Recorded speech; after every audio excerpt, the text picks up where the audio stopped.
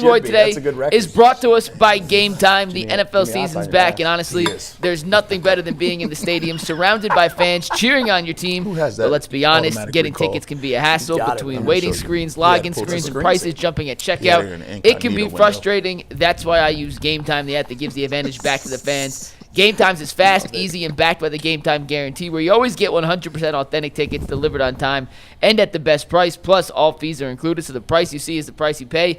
Download the Game Time app, create an account, and use promo code LOCKEDONNFL for $20 off your first purchase. Once again, that's promo code LOCKEDONNFL for $20 off. Swap, type, ticket, and go. Download Game Time today. I'm 5-2 picking the Browns. What's up, Leroy? How you doing today, man? What's happening? What's popping? What's going on? You tell us. Oh, just another week, man. Browns off of a victory.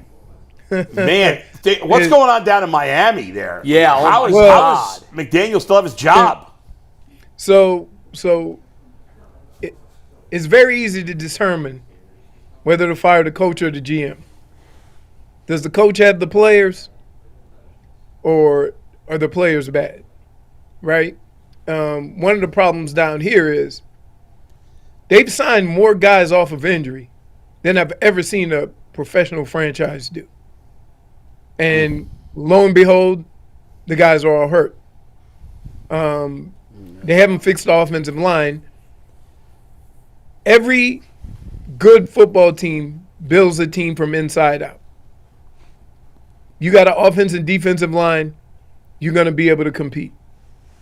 The Dolphins built their team from outside in, and now you don't have the infrastructure to protect any of it, whether it's a defensive pass rush, defense stopping the run, or offensive line protection, offensive, being able to run the football. And so what happened this past week was the two strengths that the Browns have. They can run the football, and they can get after the quarterback. And guess what the two weaknesses for the Dolphins were? Can't stop the run, can't protect the quarterback. Yeah, bad matchup.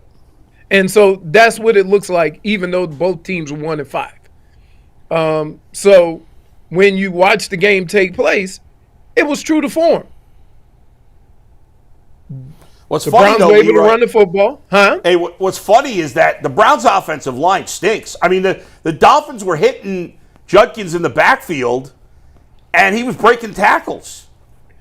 Again, that's all part of it. They miss a lot of tackles. But I would say this. We said the same thing when the Chargers came into town. They were on their third string running back. Their two tackles are out.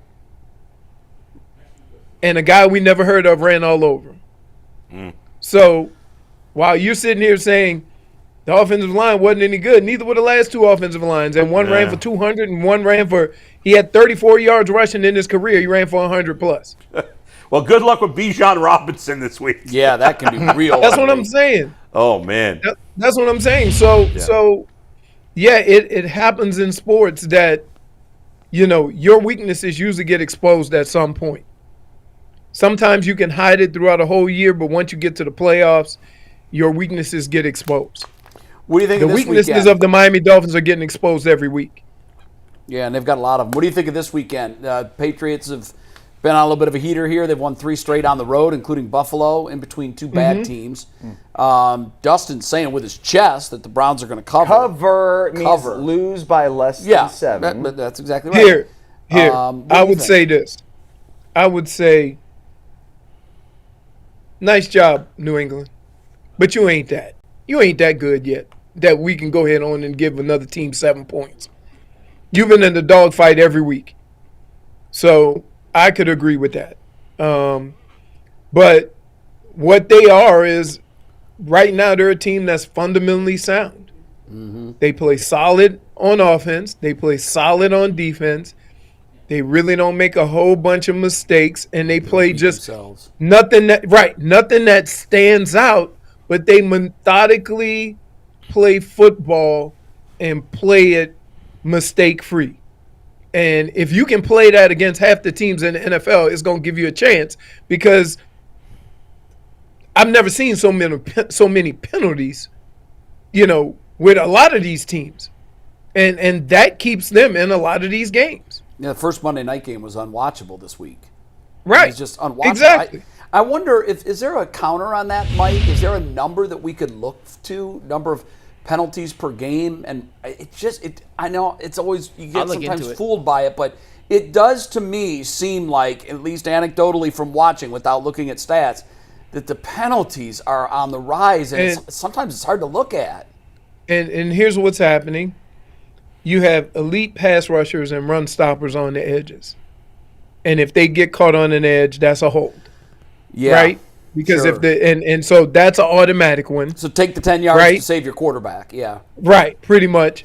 And then with all the crossing routes, the bunch looks, the crisscrossing of wide receivers, it's very easy to get bumped off and caught in trail position. So you're grabbing. Yeah. And so that's why a lot of teams, if you notice, a lot of teams are using crossing routes and stuff like that at all levels of football. It's not just the NFL. Like, you're taking your fast guy, you're putting him in that quick motion, you're putting him in trips, then they all crisscross, and your little fast guy goes across the field, and now they're in chase mode. Now, what defenses have started doing is they give the look like it's man-to-man, and then they drop back and drop that linebacker back. And you've seen periodically that the quarterback could just throw it to the linebacker because he think he's throwing it to that crossing route. And he's throwing it to the backside linebacker. So they've tried to do things with it to defend it. But here's the thing. You got to have the defense called when they call that. You know, and it doesn't always work out that way.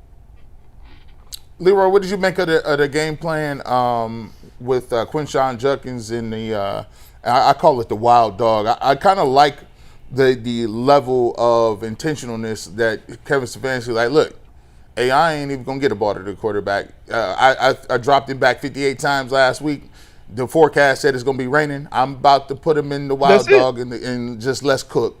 So do you expect to see that more of that mentality going forward, given the fact that what you have at quarterback? If the winds are blowing 30, 40 and it's rainy and muddy, absolutely. Look, every week you go into a game and you may have a game plan and then the game starts. And the idea is to win the game that's being played in any sport. Like, you know, they say the average score of a winning basketball team is 120. But sometimes you get caught in one of those games where the final score is 90 to 95. Win the game that's being played. And I think what the Browns did was they did an excellent job of being able to determine what kind of game it was going to take to win. Like, we ain't going to throw a whole bunch of passes. We ain't going to put our quarterback in harm's way like that and give the visiting team a chance. We're going to be aggressive. We're going to run the football. We're going to be patient with it. And eventually something's going to pop. And that's what happened. Now you put the Dolphins on their heels. They got to start throwing the ball. And guess what? Now you got to deal with Myles Garrett. Now you got to deal with Mason Graham. Now you got to deal with, you know, some of these other guys. Now I tell you, here's where you know that these coaches are coaching their tail off. Because I ain't never seen Jim Schwartz blitz as much as he did last week. Right? Right. Win the game that needs to be won. He might go next week and go back to, you know, the zone and relying on the pass rush. But for that week, we're going to put some undeniable pressure on a pass route on a quarterback that gets rid of the ball quick. And guess what? He threw it to us. He threw it to the other team. Yeah, it worked. I'm pretty sure that the Browns' game plan going into Pittsburgh wasn't to have a rookie quarterback throw it 58 times.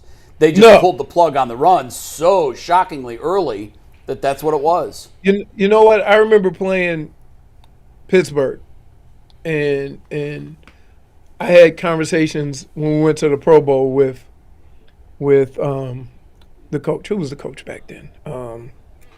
Bill Cowher? Bill Cowher. And Bill Cowher said something, and to this day, it sticks with me. It doesn't matter how much you run for. It matters how many times you run. And if you can run the ball 30, 35 times, even though the numbers might not be there, you're still controlling the line of scrimmage because they're allowing you and they're not putting you in any pressure to throw the football. Mm-hmm. And I think sometimes we get so caught up in yards per carry, right? But think about this. In today's football, what's 3 times 4? 12. It's 12. It's That's first down. Yeah. You only average 3 yards a carry, though. Should you quit? You see what I mean? That's a great point. And Bill Cowher had that where you look at all the Pittsburgh games we played and they had 35, 40 carries for 110 yards, and it's the 40 carries that killed you, not the 110 yards, because you never forced them out of that situation where they could feel comfortable, where they didn't feel comfortable running the ball. Also, isn't it death by 1,000 cuts too? Because you're just taking your pound of flesh on the defense constantly. And also when you keep running it, those safeties start to cheat up. And that might open the top and allow you to go deep. That's why you use the run to establish the pass. So the Browns need to probably lean into that a little bit, right? And you know, if you have success running the football early, then that opens up the play action. I mean, I don't know if you want to be dropping your rookie quarterback, just dropping him back and say, read the defense. You know, maybe roll him out, cut out half of the field, give him a short, medium, deep option. You know, do things where, like, I don't expect him to be in the same, you know, advance as, say, a Joe Flacco in reading defenses. So help him out a little bit because he's young. I'm more than sure that when this season started, nobody thought that after week 5 that Joe Flacco wasn't going to be on the team and Dylan Gabriel was going to be the quarterback. Right. But that's what you have. So you have to coach accordingly. And by the way, go ahead. I was just to say in terms of the penalties, because we were asking before, there have been more penalties per team this year by a decent amount. It's only 7 games versus a whole season, so but per team, per game. 2023, there were 22.68 accepted penalties per game. That's obviously both teams combined. Yeah. So it's gone from 22.68 to 25.6 last year. That's an increase of well over 10%. Yeah, that's crazy. And then the same goes for this year. It went from 25.6 accepted penalties last year to 28.5. Nobody wants that. That's another 12% jump. So in 2 years, it's jumped 25%. That's astounding to me. It's awful. Want me to tell you why this happens? Well, I thought your explanation earlier was great. You know, defensive ends are getting held and cornerbacks are grabbing jerseys, and I think that's probably it. Right, but here's the other thing. Every year, the NFL comes to camp. The reps. We have officials for like a week. Yeah, they're points of emphasis. Usually they use them when you practice against other teams, but they used to do it even, you know, when we have that scrimmage against each other. They have NFL refs in. And in that meeting, you watch a video. And that video is points of emphasis. Yep. And you don't know what that is. Remember last year at the start of the season, everybody was getting called for being off the line of scrimmage. Yeah. On or off. Kansas City was doing it. Illegal. Yeah. Right. It got carried away. Then last year, it was the motion guy when he comes across doing like CFL. Right, starting to turn before he could. Right. That was a point of emphasis last year. I don't know what the point of emphasis is this year. But these coaches, right, they go in and say, hey, man, what's up with all this offensive line holding? It becomes a point of emphasis. Right. And if you look at a lot of these penalties, every time you have a big play, you got to look back to see if somebody was holding. Especially this year, you hold your breath more than ever. Right. Here's another one. Illegal man downfield because they're throwing that quick pass or that RPO, and because it's behind the line of scrimmage or are you less than a yard downfield, everybody's blocking. The problem is if the quarterback pats the ball one time, now your whole O-line is down the field. Yeah, that's. They should get rid of that. That's a stupid penalty they shouldn't call. Illegal formation is a stupid penalty they shouldn't call. I'll tell you another here's thing. why you got here. Yeah, go ahead. And when you have a defense that gets after the quarterback, it's an advantage to you. And here's why. You see those tackles? Those tackles inch back. Oh, they want to get back as they can. Right. So these penalties move them up. And now that D lineman is licking his chops. Yeah. So I think if a player's running off the field, I hate that one. And he's one step away, you shouldn't put 12 men on the field. To me, I think it's cheating by the offense to try to catch you. You know, it's not the spirit of the rule. No, I agree with you. How is he helping the defense? Right, yeah. I totally disagree with you guys. Whoa! I'm surprised you do, being a defensive player. Yeah, if you're undisciplined enough to not get your ass off the field, then you're going to get a flag. Look, in some of those here's the other thing, yes, but sometimes the offense is doing it on purpose. They're baiting you. Go ahead. Here's the other thing they do, though. If you switch, they give you time to switch. They do, right. Yeah. So it's never a situation where you're getting caught off guard. Correct. It's a situation where you're trying to change your defense and they haven't changed the offense. Right, and you got caught. Right. And you get caught. And the other one is it's not that hard to be on the line of scrimmage. No, that one drives me nuts. But I'm telling you these tackles need a little help. Right. And if it almost looks like they doing pump protection. Yeah, you know what I mean? Because Kansas City it doesn't look like a straight 2 line. years ago, about 40% of the time.